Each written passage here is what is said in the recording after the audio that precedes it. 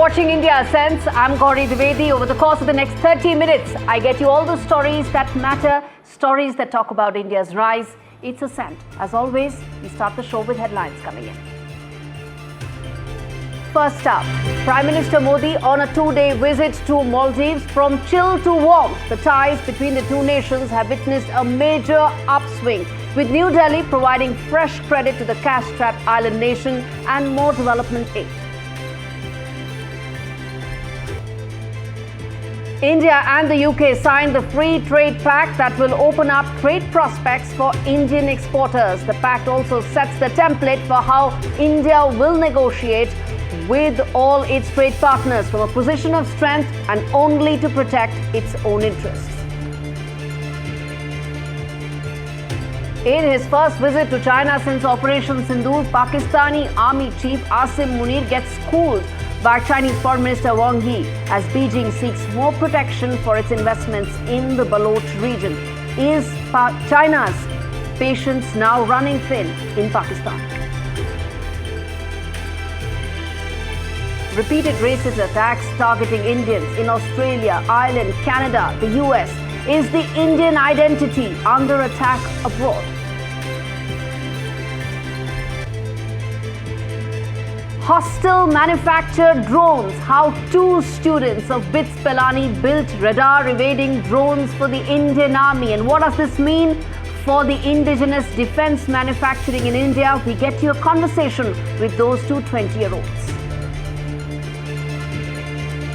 And India commemorates the 26th Kargil Vijay Divas. India honors its brave hearts who laid down their lives 26 years back.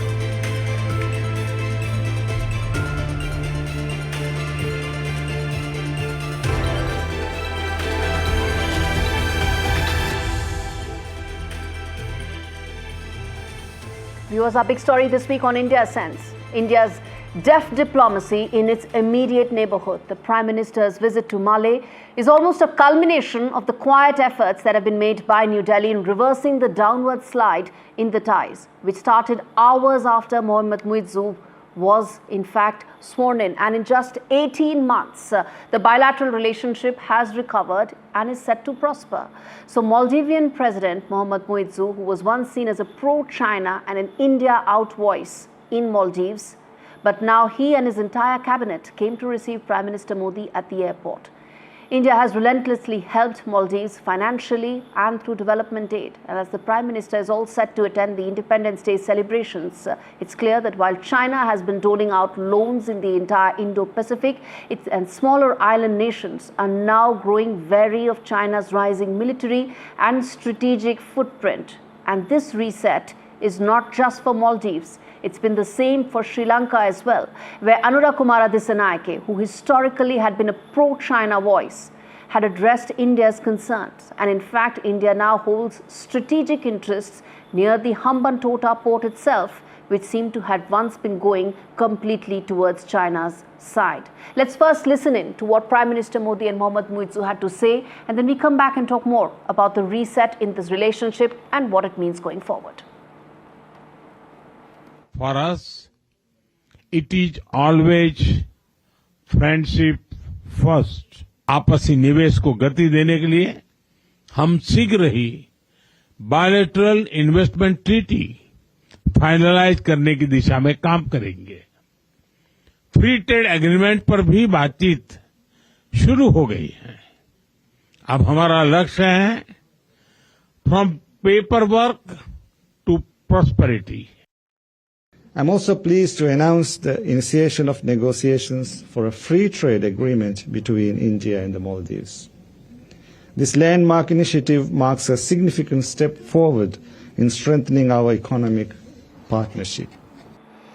Viewers, India will need to use this combination of strategic patience, development aid, and willingness to engage going forward for a reset in other ties as well, particularly with regard to Nepal as well. This is the template. It's worked in Sri Lanka, it's working in Maldives, and it needs to double down because this is the difference between New Delhi and Beijing. Beijing's entire focus is on BRI, its focus is on debt, increasing the debt burden, whereas for India, it's been the development partnership. Next up is going to be Nepal. Prime Minister's visit from Nepal is likely. Prime Minister Oli is set to be in India in September. This template is going to be the one that India will double down on going forward.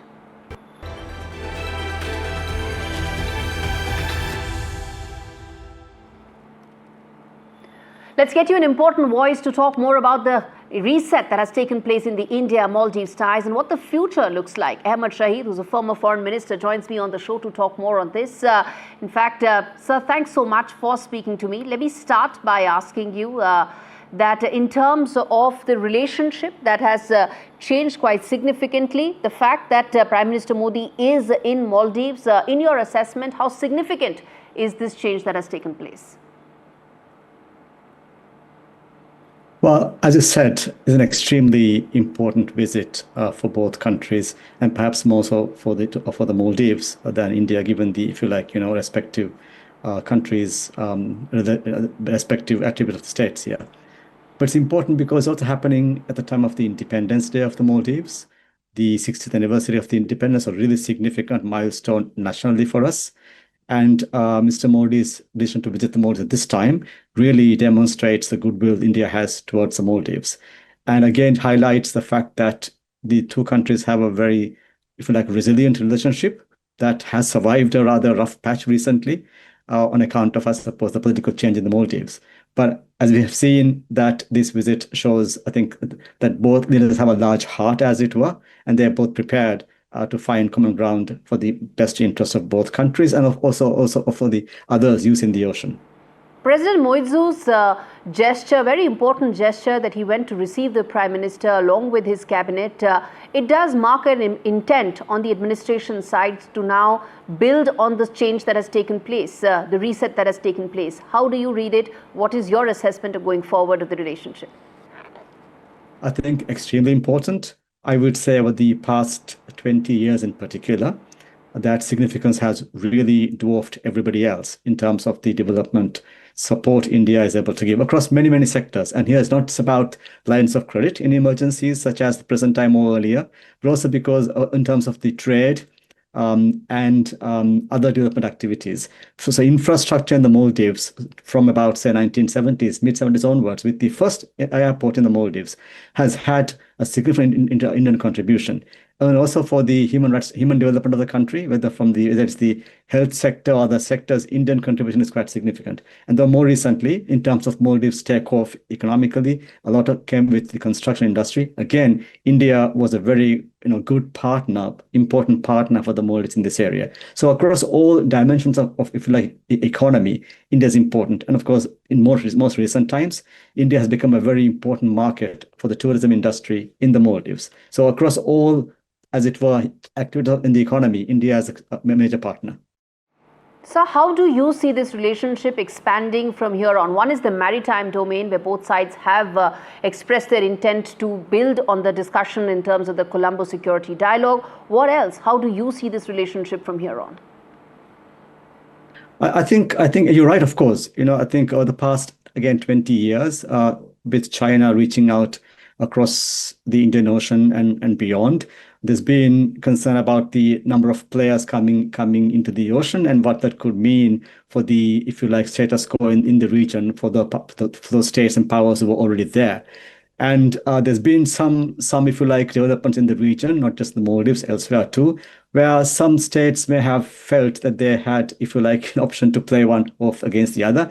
I don't think anyone really did that. But the option that they had more options than just one country was something, I think, in the back of their mind. And in the Maldives, again, like I said, the domestic political instability or turmoil or unsettled situation meant there were opportunities for various local political actors to, if you like, instrumentalize their foreign connections. So it's very much an attempt to instrumentalize their own political ambitions with foreign connections that had played into this game.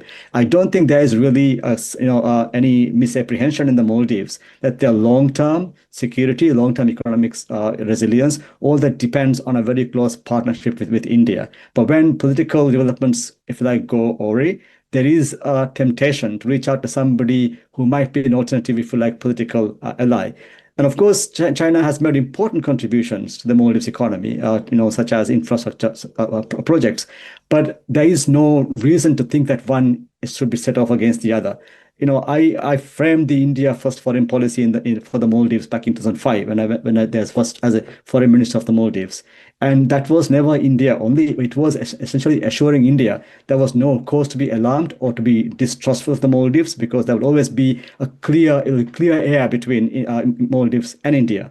And that would be very close collaboration. And that of course was the platform upon which under President Gayoom, we expand our foreign connections, opening embassies. We went from 3 embassies to about 13 embassies in about 2 years' time. That external expansion was very much based upon a very solid India-Maldives understanding and trust. So I think this is an opening for President Muizzu to reset that trust building between the two capitals. I think diplomats in both countries have done a remarkable job making sure that the strain didn't really have a long-term impact.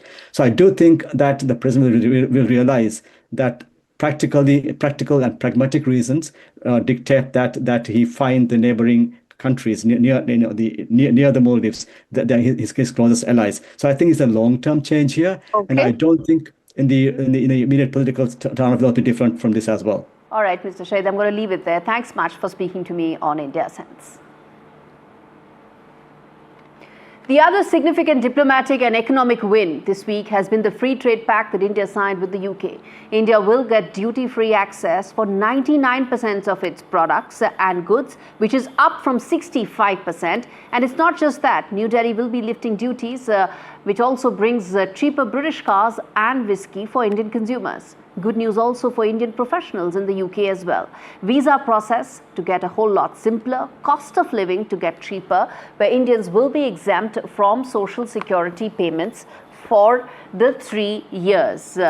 In fact, as India stuck to its red lines, protecting farm sector and unshackling the labor-intensive sectors that will increase job creations, the mobility concessions are also a huge plus for India's IT professionals. But viewers, the real gain has been the message that the pact has sent to the world. At a time when Trump administration is leading the charge against trade governance, the pact shows that India will negotiate, but not under pressure. It will negotiate, but only from a position of strength, and will not be forced into signing any deal that doesn't further its interests. Since multilateral trade pacts are now being replaced by bilateral agreements, the India-UK FTA sets the tone for New Delhi's future negotiations, not just with the UK, not just with the US, but with EU and even others, whether it's Japan and several others. This is the new template, and this is how India will negotiate. And I think that's the single biggest takeaway of this. Listen in to what Commerce Minister Piyush Goyal had to say about the big win this will be for Indian industry. हमने हमारा textile का क्षेत्र हो, हमारे footwear का क्षेत्र हो, leather goods का क्षेत्र हो, टॉयज का क्षेत्र हो, फर्नीचर का क्षेत्र हो, जो लेबर इंटेंसिव सेक्टर्स होते हैं, इन सभी पे जीरो ड्यूटी एक्सेस के साथ अब हमारी एमएसएमईज लोकल से ग्लोबल जा पाएंगी, इसको सुनिश्चित करने का काम इस एफटीए के द्वारा किया गया है. हमारे किसानों को, हमारे एनिमल हस्बेंड्री सेक्टर को प्रोटेक्ट करने का काम फिर एक बार इस एफटीए में भी किया गया है. इसी प्रकार से हमने कई सारे राइस, शुगर, कई सारे जो हमारे सेंसिटिव आइटम्स हैं उनको सुरक्षित रखा है.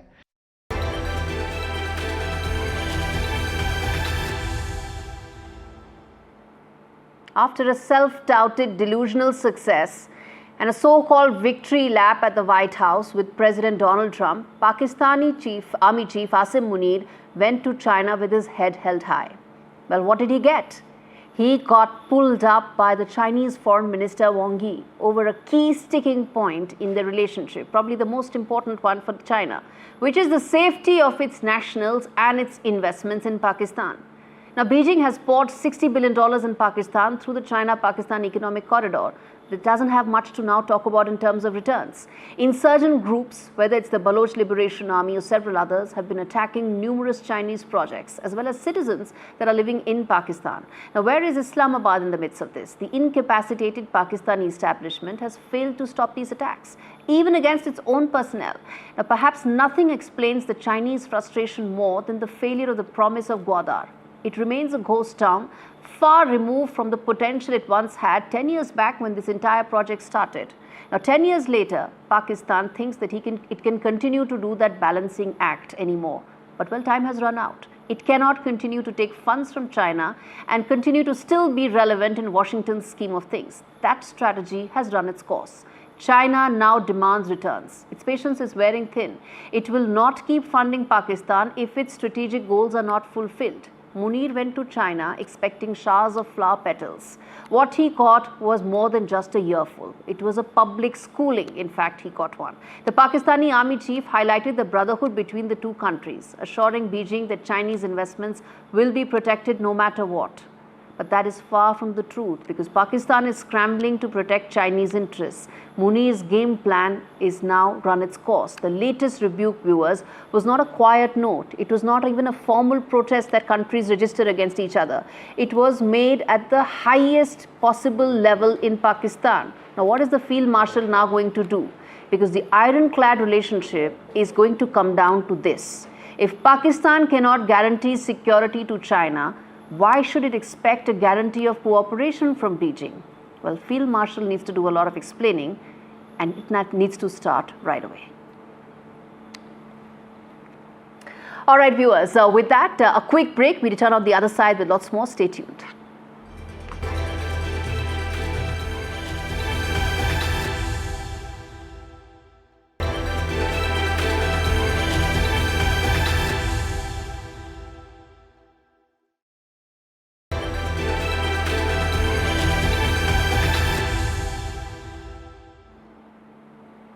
Viewers, amidst its ascent, India faces a new enemy, not restricted to one part of the world but spreading steadily, a disconcerting new threat that's now too dangerous to ignore.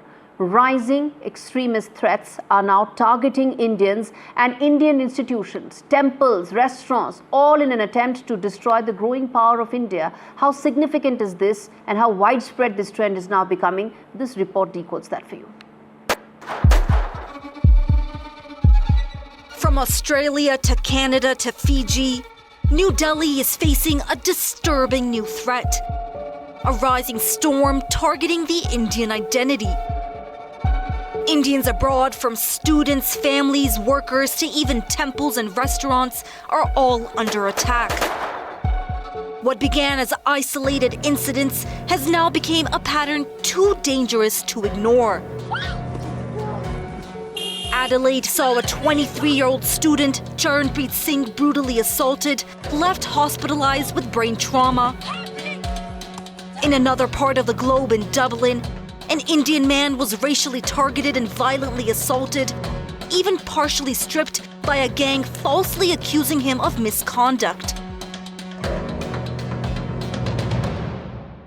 Not just people, temples, once symbols of peace, are also under attack. In Fiji, a 100-year-old Hindu temple was desecrated and its ancient idol vandalized.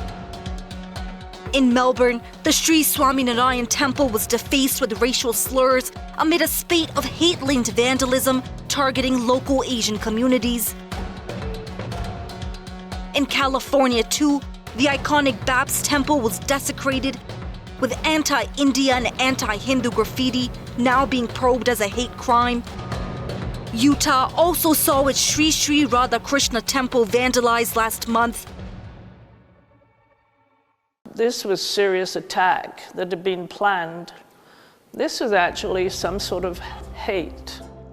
Extremist elements are growing across the globe, motivated by a single agenda: to undermine India's ascent onto the global stage. Yet, amidst this chilling rise in hate crime, India does not stand alone.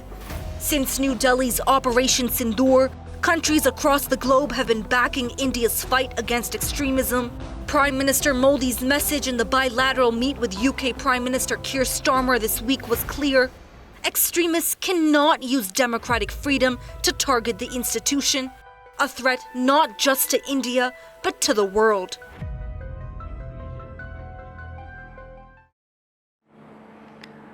Turning attention now to what could be the new leap for India's military capabilities, viewers. India successfully test-fired a drone-launched precision-guided missile this week.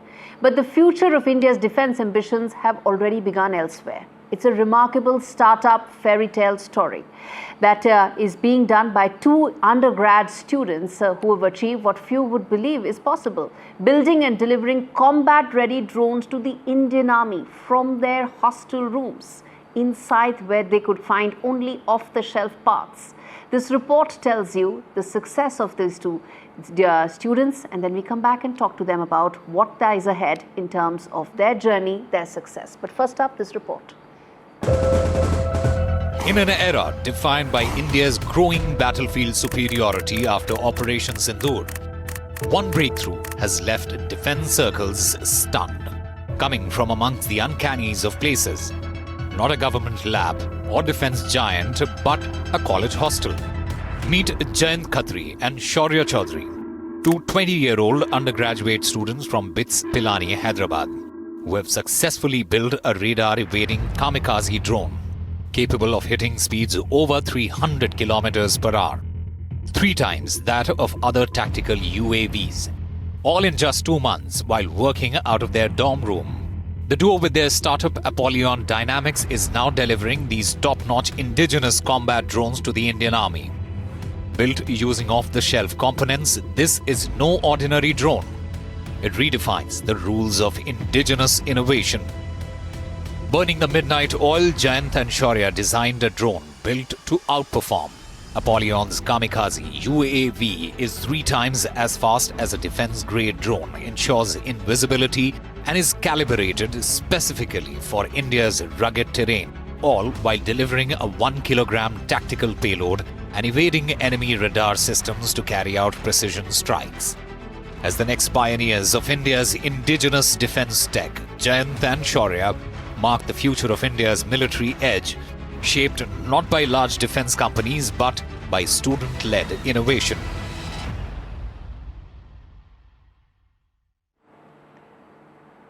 Viewers, that's the future of Indian defense. That's the future of Indian startup. And joining me on the show are this special duo to talk about their journey. Jayant Khatri and Shaurya Chaudhary both join me on the show. Thank you so much, both of you, for joining me. And congratulations, first of all, to both of you for the kind of success that you've got so early on. Jayant, let me start by asking you, how did the idea actually come about to create these drones that were radar evading, actually cutting edge, if I can use that word? Where exactly did the idea come from? So, hi, first I'll give a basic intro. I'm Jayant Khatri. I met Shaurya in my first year.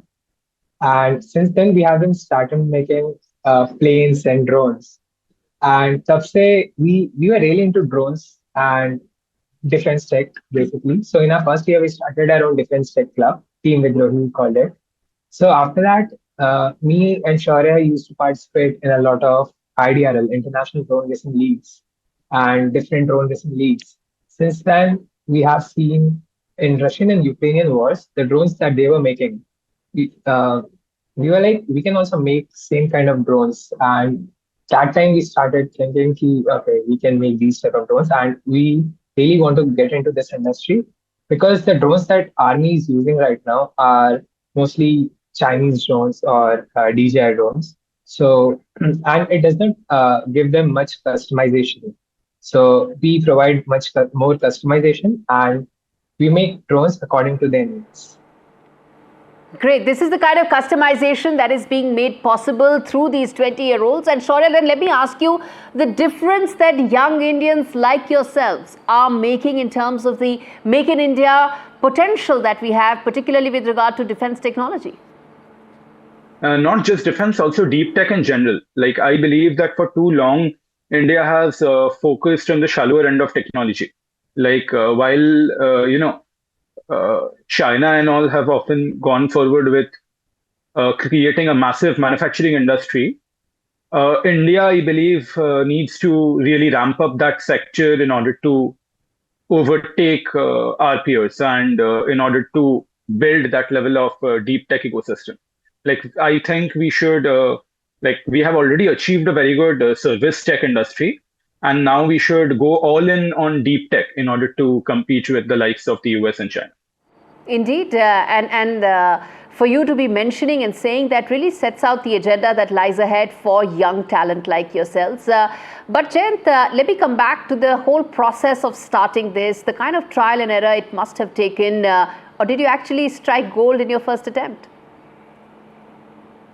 We did a trial and error, and basically the drones that we make, the heat signatures are really small. That's why it is hard to detect on radar. But if we use proper military grade radars on the borders, it might be detected. We still have to do a lot of field tests as well. And regarding our custom drones, so how it started, we just went to Chandigarh to demonstrate our drones. And just for demonstration, we were not looking for any orders that time. And they really liked our drones, and we got our first order from them. Shaurya, you're somewhere between a beta phase and an actual launch. What's the next plan now? Whether it's going to be perfecting the product, or are you now going to focus more on manufacturing? To scale up as far as possible with our production.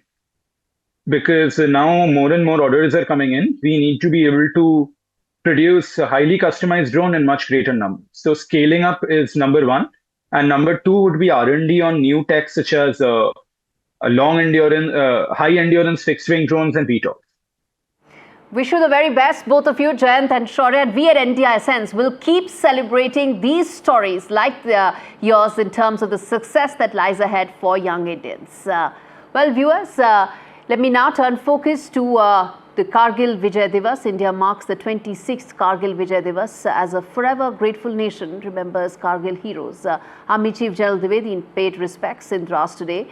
And today, in 1999, the Army announced the successful culmination of Operation Vijay. As we wrap things up here, we leave you with the images, most powerful and somber images that tell you how India remains forever grateful to our brave hearts who laid down their lives.